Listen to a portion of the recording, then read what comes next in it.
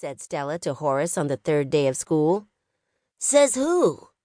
said Horace Broom. "Says me," said Stella. "Stella? Horace?" said Miss Liliana. "No talking, please. Remember, it is our job to listen closely." Which was just fine with Stella. She didn't want to talk to Horace anyway. In the second week of school, Miss Liliana said, "Class, I have some wonderful news. Today, we will begin writing poetry." Stella sat up straight in her desk. She raised her hand. "Yes, Stella," said Miss Liliana. "My friend Baby Lincoln is a writer. She writes stories, and she says that anything is possible in stories. I like the idea that anything is possible. Don't you? Is anything possible in poetry, too?" "Absolutely it is," said Miss Liliana. "And a good way to begin an anything is possible poem is by thinking metaphorically. Who knows what metaphorically means?" Horace Broom, of course, raised his hand. And then, without even waiting for Miss Liliana to call on him, he said, "Metaphorically means that you can see how one thing is like another different kind of thing. You compare the two different things, and you do it without using the words like or as." "That is an extremely thorough definition, Horace," said Miss Liliana in her good fairy voice. She clapped her hands. She looked delighted. Horace Broom looked smug.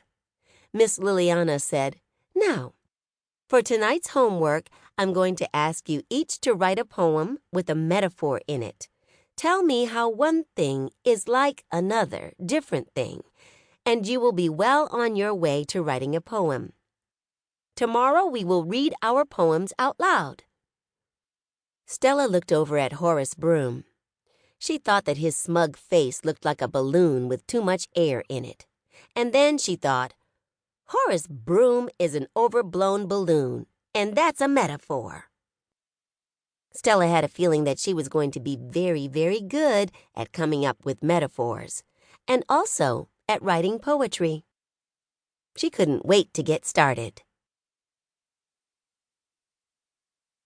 Chapter 2. After school, Stella sat at the kitchen table and tried to work on her poem. Stella's older brother, Frank, stood next to her. He looked over her shoulder.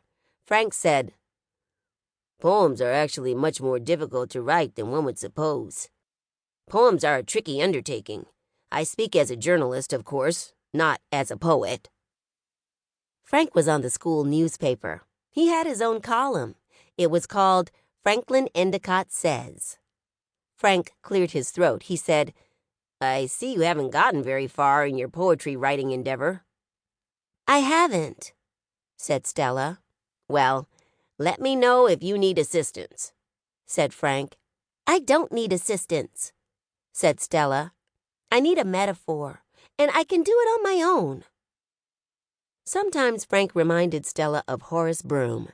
He was the kind of person who always knew the answers. It was annoying. Stella picked up her notebook and her pencil. She left the house and went down the street to 54 Deckawoo Drive. She rang the doorbell. Mrs. Watson opened the door. "Stella," she said, "what a lovely surprise." "Hello," said Stella. "I'm here to see Mercy." "Of course," said Mrs. Watson. "She's in the living room."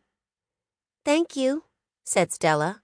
She went into the living room and sat down on the couch next to Mercy.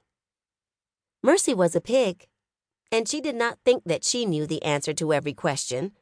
Also, Stella doubted that Mercy would think poetry writing was a tricky undertaking. Stella opened her notebook. She leaned against Mercy. She tried to think metaphorically.